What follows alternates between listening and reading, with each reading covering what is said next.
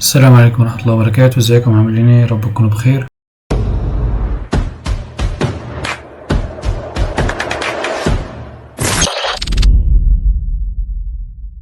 ان شاء الله النهاردة هنرجع لسلسلتنا اللي هي الكلين كود ونكمل. نبدأ في مشروع جديد. خلصنا المشروع اللي فات اللي هو كان الكالكوليتور، غبنا شوية طولنا بس الحمد لله ان شاء الله راجعة من غير بقى قطع ان شاء الله. النهاردة ان شاء الله هنعمل مشروع جديد وتطبيق جديد، هنرتبه وننظمه طبعا بالكلين كود ونحاول نعمله بأحسن صورة ممكنة. هنعمل النهاردة أو هنبدأ النهاردة في مشروع الإكس أو جيم، لعبة إكس أو الناس في الغرب أو عند الأجانب بيسموها تيك تاك توي أو تيك تاك تو. الإكس أو عادية جدا خالص، هنعملها تو ابتدى أو يعني هنعمل تو مودز أو طريقتين للعب. طريقة إن اتنين يلعبوا مع بعض، تمام، كل واحد بالدور ده الأول، بعد كده التاني، بعد كده يرجع للأول، الدور بالتناوب يعني. والمود التاني او اسلوب اللعب التاني اللي هو هيبقى واحد بيلعب بس مع الكمبيوتر. والتريك هنا او الحاجة المميزة هنا ان احنا هنعمل كمبيوتر ما بيخسرش خالص، تمام. الكمبيوتر هيبقى بيلعب وما بيخسرش خالص مهما كان اللعبة اللي هتلعبها، مهما كان ذكية هو هيقدر يقفل اي لعب عليك ويحاول يفوز عليك. ان ما فزتش او هو ما فاز هيبقى تعادل، فهنخليه على هارد. وممكن قدام ان شاء الله نبقى نقلل شوية الليفل بتاعته او نعمل مثلا طور ميديوم، طور ايزي كده يعني، نخلي الموضوع مقسم شوية قدام يعني. هنعمل ده كل واحدة واحدة ان شاء الله. هنبدأ بقى عشان ما نتأخرش او ما نطولش في الفيديو. اول حاجة انا عملت مشروع بسيط جدا مفيهوش اي حاجة، فلاتر نيو بروجكت، محبتش اعمله امتي بس كان ممكن اعمله امتي، بس عملت ده كتست يعني. ماشي، اول حاجة طبعا هنشيل كل حاجة هنا تقريبا، ده المين دوت دارت طبعا فايل، هنشيل كل حاجة. ماشي، نبدأ حاجة من الصفر بقى خالص، هنعمل الفويد او المين فويد. ماشي، هنيجي نبدأ او نعمل ايه هنبدأ نعمل ال run app، تمام. وهنعمل طبعا الاب بتاعنا نسميه مثلا ايه، وليكن هنسميه، ممكن نسميه اكسو بس خلينا نسميه تيك تاك تو احسن. ماشي تمام، هناخد اسم الكلاس ده وهنعمله بقى قدام ان شاء الله. طيب خلاص عملنا ده بطريقة البروجكت بتاعتنا اللي احنا مقسمينها. طبعا التست هنا زعلان، هنيجي بس ليه، لاننا عامل هنا اب، مفيش حاجة دلوقتي اسمها اب، فهنعمل كنترول ايه كده، تمام، ونقفل ونمسح كل ده. ممكن نمسح الفايل نفسه كله بس خليه دلوقتي، ممكن نحتاجه قدام. طيب ده زعلان، هنعمل بقى ايه الطريقة اللي كنا اتعلمناها في المشاريع اللي فاتت او المشروع اللي فات. هنعمل فولدر، اول حاجة نسميه اب فولدر. الاب ده هنحط فيه او نعمل فيه، معلش، نعمل فيه فايل نسميه اب دوت فايل. طيب هيبقى عندي كلاس، طبعا هيبقى ستيتلس ولا ايه؟ لا هيبقى ستيتلس كلاس. ماشي، هنسميه طبعا تيك تاك توي. ماشي كده، هنيجي هنا نقول له ماتيريال اب، تمام. طيب نروح هناك بقى في المين نعمل له امبورت، نقول له امبورت اهو. خلاص كده راح الايرور بتاعنا. طيب نرجع هنا، طبعا هو في الاغلب هيحتاج ان انا اعمل هوت ريستارت عشان يشيل الايرور ده. تمام، طبعا الشاشة السوداء لان مفيش حاجة شاشة او مفيش حاجة اصلا عندي. هنشيل المين، نقفل المين خلاص مش محتاجينها. هنيجي هنا هقول له اول حاجة انا عايز اشيل علامة الديباج، فهنقول له ديباج بانر ونخليها فولس. بعد كده هنقول مثلا عندي الهوم هنعمل صفحة واحدة هنسميها، او هنعمل كذا صفحات في الفيديو ده. اول صفحة هتكون عندي اللي هي المين منيو، اللي هي اول صفحة خالص انا بختار فيها اذا كنت عايز العب مع الكمبيوتر او عايز العب مع تو بلايرز يعني، تمام. هنسميها المين منيو. مش طبعا الاسم ده راجع لك عادي في اي، تقدر تحط اي حاجة. هنعمل طبعا المين منيو ده مش هنعمله هنا، هنعمل فولدر تاني في الليب وهنسميه بريزنتيشن، تمام. وهنحط فيه او هنعمل فيه بقى فولدر او فايل هيبقى اسمه مين منيو سكرين. طيب دوت. طيب هنيجي بقى نقول ان انا عايز اعمل طبعا ستلس كلاس عادي جدا، نسميها مين منيو. هيبقى عندي سكافولد عادي خالص. هنيجي هنا نعمل له بس import. تمام كده المفروض الدنيا زي الفل. سكافولد طبعا الديفولت بتاعته بيبقى شاشة بيضة او الباك جراوند بتاعته بيبقى لونه ابيض. طيب بعد كده هنيجي نعمل عندي او هاجي اقول ان انا عايز اعمل البادي. مش هحتاج الابر دلوقتي في حاجة. هنعمل بادي هنقول له مثلا سنتر. ماشي السنتر هيبقى جوه تشايلد. هنقول له كولوم. الكولوم هنقول ان انا عايز اعمل children. طبعا خلينا نعمل فورمات كده شوية. الchildren عندي هيبقى عندي وليكن مثلا خلينا اول حاجة نحط تكست يبقى فيه مثلا زي تحية كده welcome to مثلا تاك تويكي مثلا. ماشي المفروض ان هو يسنترها في النص بس هو مش مسنتر. طيب هنيجي نقول المين اكسس. هو طبعا زي ما احنا شايفين الكلام جاي في نص الشاشة بس فوق خالص، فانا عايز اسنتره تحت. فهنيجي نقول له ايه؟ هنيجي نقول له المين اكسس الاينمنت دوت سنتر. ليه المين اكسس مش الكروس اكسس؟ لان عرفنا ان الكولوم هو المين اكسس بتاعه اللي هو الفيرتيكال، فعشان كده عايزين نخليه سنتر. طيب تمام. بعد كده عايزين نضيف او هنقول بقى elevated button. بقى عندي 2 elevated buttons on pressed نقفلها دلوقتي. والتشايلد هيبقى تكست مثلا مكتوب فيه مثلا وليكن play with computer مثلا. ماشي وهنا وليكن هنعمل سطر جديد او elevated button تاني هنخلينا مثلا play with player، او مثلا نقول هنا 2 players. اي حاجة بقى على حسب التسمية اللي انت حاببها اكتبها يعني. طيب ماشي. عايزين ندي شوية مسافات، فممكن في حاجة جديدة دلوقتي اتضافت في الكولوم والرو اسمها سبيس او سبيسنج. هنا بنديله تقريبا رقم بس، بنديله رقم. فنقول مثلا 10 بيكسل يديني مساحة بين كل حاجة والتانية. ممكن نزودها شوية 20 بيكسل. طيب طبعا الخط عايزين نعمل له ستايل، والباتونز عايزين نعملها ستايل كل حاجة، بس الستايل في الأغلب مش تبقى الفيديو ده، ممكن الفيديو الجاي. طيب بعد كده عايزين نعمل صفحة تانية. الصفحة التانية اللي هي تبقى ايه؟ البيك سايد، اللي هي البيك يور سايد، اللي هو عايز تختار انت اكس ولا او. ماشي. او ممكن حد تاني يستغنى عن الصفحة دي ويقول خلاص ان اول لاعب هيبقى هو باي ديفولت اكس واللاعب التاني باي ديفولت او على طول، فمن غير اختيارات. بس هنعمل شوية ايه يعني، خلينا نعمل تعدد صفحات شوية، وبرضو ايه هتبقى حاجة لطيفة يعني الواحد يختار، او ندي سماحية ان الواحد يختار اللي هو عايزه. هنيجي هنا برضو هنكتب او هنعمل بيك سايد سكرين. طبعا ممكن اكتبها بيك يور سايد سكرين بس ملهاش لازمة اوي، فعشان كده ايه خلينا نختصرها. طيب معلش بيك سايد سكرين دوت دور. تمام. طيب هنيجي برضو ستيتلس ويدجت عادي خالص، هنسميها بيك سايد سكرين. تمام. طبعا سكافولد. ماشي.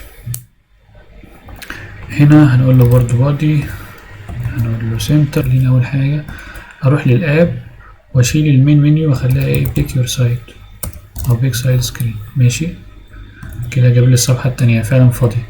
هنقول له سنتر. الشايل بتاعي هيكون كولوم او رو، خلينا نقول رو دلوقتي. ماشي.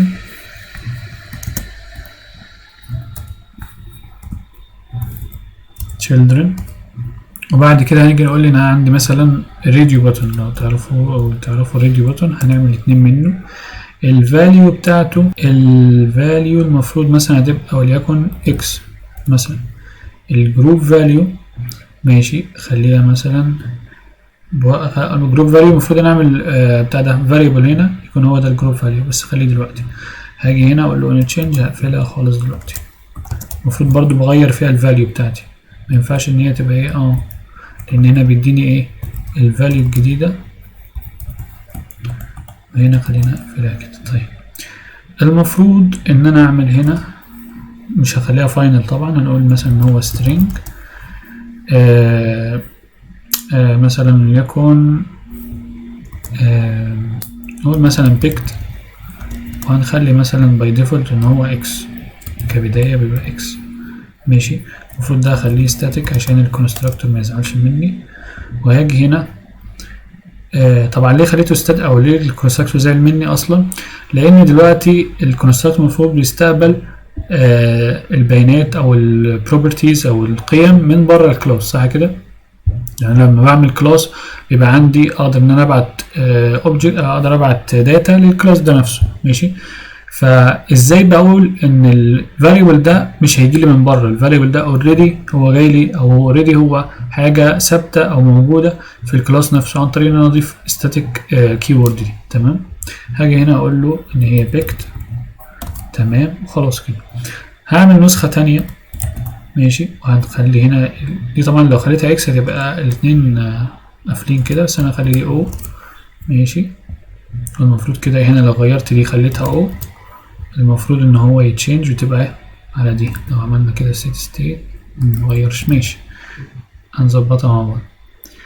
طيب المفروض دلوقتي، او معلش الحته دلوقتي المفروض انا سنترها في النص دلوقتي، فهنيجي نقول له المين بقى هنا ان انا هخليه، بس انا مش هخليه بقى ايه سنتر عشان ندي شويه سبيس، فنقول له مثلا سبيس ايفنلي. تمام كده. ماشي. طيب المفروض بقى ان انا هاجي اقول له هنا مثلا ليكن هنعمل هنا كولوم لا كولوم. ماشي. والتاني برضو المفروض يبقى كولوم، بس احنا عندنا تكرار دلوقتي هنظبطه. المفروض ان انا عندي هنا تكست، واقول له مثلا وليكن هنقول له expect مثلا. تمام. بس طبعا ايرور عشان فاصلة. والمفروض ان انا هسنتر ده برضو main access alignment center. نفس الكلام هعمل هنا برضو كولوم وخلينا ناخد ده كده كوبي من هنا، نحطه هنا، ونيجي ناخد ده برضو من هنا كوبي ونخليه هنا، ونقول له بس هنا ايه او. طيب طبعا التصميم بسيط وابسط ما يكون لحد دلوقتي. انا ما عملتش اي حاجه، نعمل يا دوب بس ايه زي ما بيقولوا كده بتوع التصميم البروتوتايب بتاعي، بس ما بعملش اي حاجه تاني دلوقتي. طيب عايزين بس نرسم الحدود الخارجيه للتصميم او الشكل بتاعنا، بعد كده ان شاء الله نظبطه هنعمل التصميم ان شاء الله حاجه خرافه يعني باذن الله. طيب بعد كده المفروض لما انا بدوس هنا يغير معايا، بس طبعا لان دي ايه اول حاجه دي ستيتلس ويدجت، صح كده؟ وما عنديش السيت ستيت، فما عنديش تحديث للحاله. تمام. المفروض لما انا اعمل كده، او طبعا لان برضو هنا في الاون تشينج انا مش مغيره، فالمفروض مثلا اقول ان الفاليو دي لما تجيلي هتبقى ايه، يبقى البيكت هيساوي الفاليو مثلا. تمام. بس الفاليو دي بيقول لك ان هي ممكن تكون string nullable، لو هي عباره عن string nullable فنقول لا ان هي مش هتبقى string nullable، يعني انا واثق فيك مش هتبقى string nullable. لو جينا خدناها كده كوبي الحته دي حطيناها بدل القوسين دول. ماشي. طبعا الفاليو اللي هنا غير الفاليو اللي هنا، الفاليو اللي هنا هي الاكس والفاليو اللي تحت هي الاو. لو جيت دوست كده، انا دوست بس طبعا ما عنديش تحديث، بس لما اعمل هنا هوت ريلود بيحدث معايا. ماشي. هنا برضه لما اعمل هوت ريلود بيحدث معايا، فكده ظبط معانا الراديو باتنز. طيب ده في عامة هو مشهور اوي الراديو، بس مشهور بالراديو باتن اكتر. ماشي. طيب بعد كده عايزين نعمل الصفحة التالتة اللي هي بتاعت ايه، اللي هي بتاعت الجيم بورد بقى، اللي هي الصفحة اللي هيبقى فيها اللعب. هنيجي هنا في البرزنتيشن هنعمل نيو فايل هنسميه جيم بورد سكرين، طبعا دوت. طيب الصفحة دي هنخليها برضو مبدئيا stateless widget هنسميها جيم بورد سكرين. تمام. هنعمل سكافولد عشان اعرضها قدامي، هاجي هنا اقول له جيم بورد سكرين. تمام. طيب صفحة طبعا فاضية، هنيجي هنا نقول له بادي. طيب المفروض ان انا عندي ايه؟ المفروض ان انا هيبقى عندي في التصميم بتاعي او مبدئيا يبقى عندي مثلا سكور بتاع ده يعني عندي سيكشن كده سكور سيكشن، عندي مثلا الاكس فاز كم مره، الاو فاز كم مره، التعادل كم مره مثلا. وعندي طبعا الجيم بورد، وممكن عندي زراير تحت كده او زراير فوق ايا كان. يعني التصميم ده انا يعني بخترعه معاكم كده، او مثلا هو تخيلي في دماغي، او هو عندي قبل كده في تصميم. فانا دي حاجه ترجع لك، عايز تعدل فيه مفيش مشكله، انا بنرسم بس احنا يعني بالنسبه لي التصميم مش اهم حاجه، اهم حاجه الشغل اللي هنكتبه في الكود وكده. تمام. فالتصميم عادي لو حابب تغير فيه براحتك. طيب فقلنا هيبقى عندي مثلا اول حاجه يبقى عندي فوق خالص كده السكور سيكشن، بعد كده يبقى عندي مثلا الجيم بورد نفسها في النص، وتحت يبقى عندي مثلا زرار مثلا زرار مثلا للإعادة اللي عايز أفرمت، عايز أعمل ريست، أو زرار مثلا تاني يرجعني أو يعيد المحاولة أو أيا كان بقى، يرجعنا للمين منيو، يرجعنا للبيك يور سايد، أي حاجة. فهنشوف بقى إيه، هنعملها واحدة واحدة. أول حاجة مش هعمل سكور لأن مفيش أي حاجة دلوقتي، فخلينا نعمل مثلا الجيم بورد بشكل سريع كده وسهل. فهاجي أقول أول حاجة طبعا مني هعمل كذا حاجة، فخلينا أقول مرة واحدة هعمل الكولوم. ماشي. والكولوم ده هيبقى جواه كذا حاجة. طيب منهم طبعا الايه، خلينا نكتب اهو سكور سيكشن مثلا، خليه فاضي دلوقتي، وهنعمل مثلا ايه الجيم بورد مثلا سيكشن. طيب هاجي بقى اقول انا هنا مثلا عندي expanded، وهنعمل مثلا ليست، لا مش ليست، نعملها جريد فيو بقى، جريد فيو. ماشي. مش هتفرق بقى من البيلدر ولا حاجة، بس خلينا نقول ايه دوت بيلدر لان هحتاج الانتجر بتاعه او الاندكس بتاعه. ماشي. الجريد ديليجيت خلينا نقول هو بياخد سليفر جريد ديليجيت. هيقول لي بقى انت عايز، هما طبعا حاجتين، عايز هما الاتنين تقريبا شبه بعض بس لا في اختلاف. عايز السليفر جريد ديليجيت with fixed cross access، يعني هل العناصر اللي انت بتعملها هل هي ثابتة ولا متغيرة على حسب تغير الاكسس بتاعه او تغير الحجم بتاعه. لا هي ثابتة، لأن أنا كده كده الخانة هتبقى هي 3 خانات في كل يعني أنا هتبقى 3 في 3 9. ماشي. فهتبقى هي 3 بالطول و3 بالعرض وثوابت، يعني مفيش اكس او ب4 مثلا ولا اكس او ب5، فهي 3 معروفة. فهنعمل ايه ان هي فيكسد. تمام. هيجي يقول لي طيب الكروس اكسس كاونت بتاعك كام؟ الكروس اكسس اللي هو الهوريزونتال بقى، هنا الجريد بالهوريزونتال. ماشي. حتى لو وقفنا كده ممكن يقول لي ان هو ايه the number of children in the cross axis. بالنسبه لي الكروس اكسس اللي هو الايه الهوريزونتال، المين اللي هو الايه الفيرتيكال. فاقول له ان هم 3 بس. ماشي كده. هاجي اقول له الايتم بيلدر هو عايز ايه؟ طبعا من الايتم بيلدر عايز كونتكست او بيديني كونتكست وانتجر. هاجي اعمل قوسين كده واقول له الكونتكست. ماشي. وهقول له الانتجر بتاعه او الاندكس. ماشي. هنيجي نقول مثلا ان احنا عايزين نعمل وليكن ماشي كونتينر. الكونتينر ده فيه تشايلد، هيبقى فيه مثلا وليكن تكست بيعرض لي الاندكس ده. الاندكس طبعا بما انه انتجر فانا لازم اعرض string، فاقول له to string. ماشي كده. خلينا بس نعمل فاصل. طبعا هنا عمل لي يعني حاجه رخمه شويه اللي هو ايه، طبعا شايفين الارقام اهي، بس طبعا هو بيعرض لي 3 بس بالخانه. لو عملنا فعلنا الويدجت انسبكتور هنيجي نفعل دي، فلاحظنا كده ان في 3 خانات بس في كل ايه، في كل سطر، وهو بقى بيعد ما شاء الله. يعني طول ما انا اعمل سكرول هيقعد يعد كده، فانا مش عايز ده، انا عايز 3 في 3 بس. طب انا حددت له ال3 العرض، احدد له ال3 الطول ازاي؟ لازم احدد اللينس بتاعي، بمعنى ان انا هقول له الايتم كاونت انا عايز اعد لحد كام؟ عايز اعد لحد 9 بس. هيجي يقول لي خلاص هو من 9 كده عمل لي، طبعا بيبدا يعد من 0، ف0 1 2 3 4 5 6 7 8 اللي هما كتوتال 9. ماشي. ده اللي انا عايز اوصله. تمام. بما اني عامل اكسباندد طبعا فهو واخد المساحه الكليه كلها. يعني لو جينا هنا عملنا انسبكت شويه، كل شويه اعمل الانسبكت واشيلها، معلش. عملت الانسبكت كده هلاقي ان هو واخد ايه الحته الجزء ده بس. طبعا في حته الايه السكرول دي اللي انا لو جيت عملت سحبت كده هلاقي في سكرول، فانا عايز الغيها. الغيها ازاي؟ تعالوا كده نلغيها مع بعض بطريقه سهله خالص. اقول له physics وهقول له never scrollable scroll physics. انا عايزك متعمليش سكرول دي خالص. فهاجي كده اجرب تاني كده، الافكت اللي كان بيحصل معايا ده مش ظاهر معايا خالص. تمام.